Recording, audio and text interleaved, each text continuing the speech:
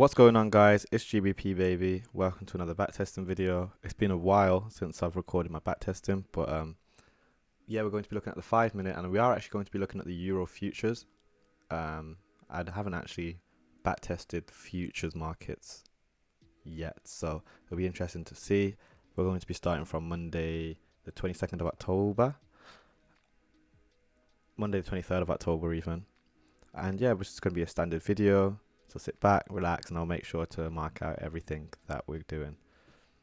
Enjoy.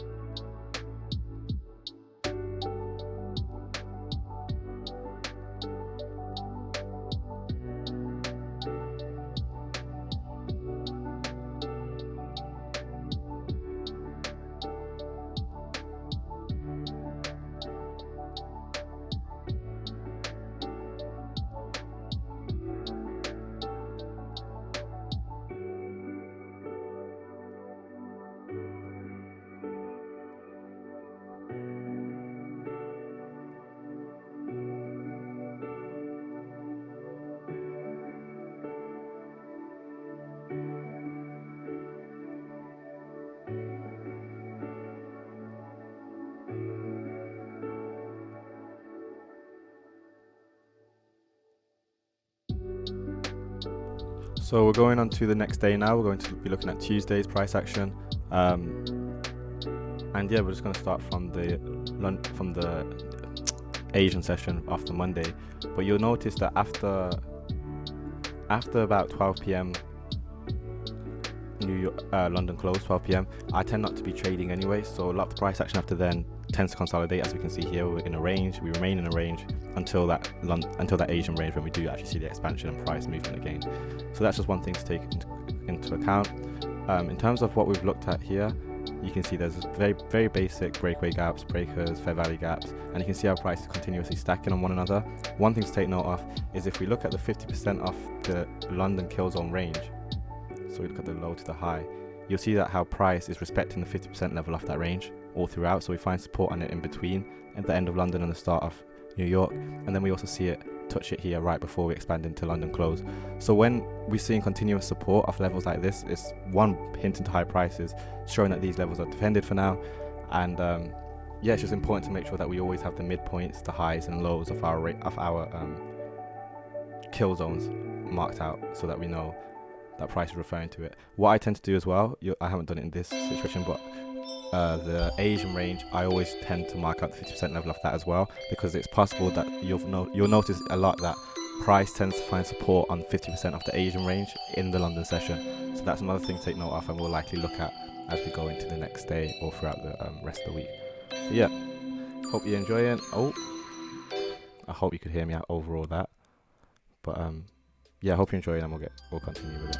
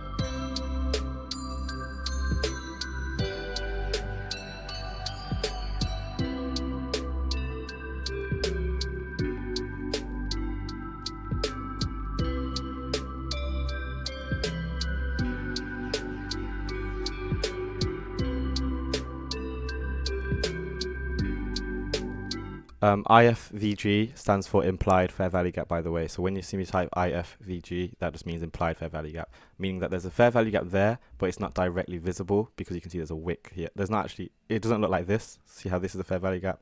It doesn't look like that. However, it's implied because of the way price action is demonstrated on this time frame. If we were to drop down to a low time frame, we'd be able to actually see the fair value gap. So anytime I put IFVG, it just means that there's likely a fair value gap there on a lower time frame.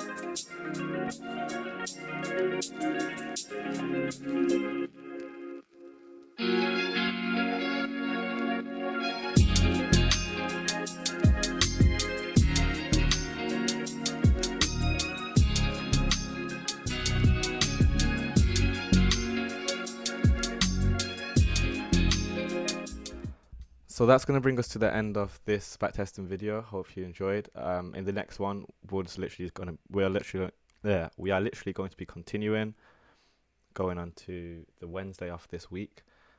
But yeah, I remember this week, it was very, very crazy. It was the first time I saw such a rally on a Monday and then a complete reversal running on the Tuesday. But very interesting price action. And as you can see, the delivery was pretty on point. One thing to take note of as well, look at how this run on stops here, when you see an aggressive run on stops like this, this was at 50% of the range. So you should always remember that at 50% of our anticipated range, remember our anticipated range was these lows from this high after this reversal. At the 50%, we should anticipate a run on stops like that. So seeing these things shouldn't trick us out or make us feel any certain way. I've also marked out all the points at which we could be selling. Sell as we trade into this fair value gap here. Because why? Because we delivered and closed to the downside, below that Asian range, took out Asia's high, and we were bearish. We had this fair value gap as well. If one thing you could also do is selling above the buy side liquidity. I've never actually done this, but ICT has talked about this as in a turtle soup sell, as in we wait for the rally above the stops, enter the position, and then that means our stop loss can be reduced a significant amount and price should run to the downside. But obviously we need a lot more context to be able to do such a thing. But that's going to be everything, guys, and I'll catch you in the next one. Peace.